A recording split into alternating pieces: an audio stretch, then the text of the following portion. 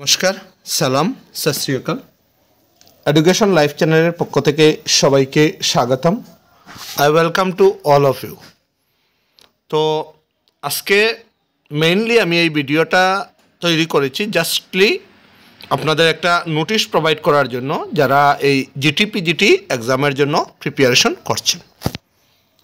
তো দেখুন আজকে নোটিশে কি দিয়েছে, মেইনলি একটা চেঞ্জ দিয়েছে। 140 মার্কসের এক্সাম হবে, কিন্তু একটা চেঞ্জ আছে, আমি পড়ছি। দেখুন notice, subject to the amendment of the Assam Secondary Education Government School Service Rule 2020 and the Assam Secondary Education Provincialized School Service Rules in 2018 and in pursuance of the government approval accorded in the e-file bearing number auto, there shall be a general mathematics paper 10 standard of 15 marks in the TET cum recruitment test for filling up the post of any.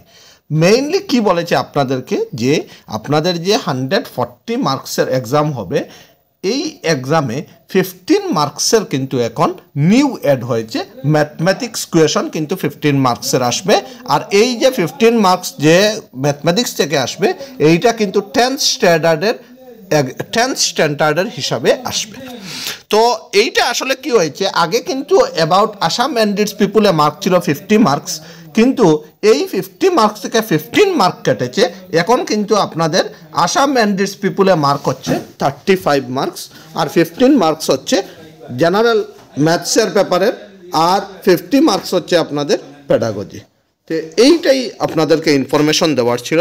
তো thank you so much.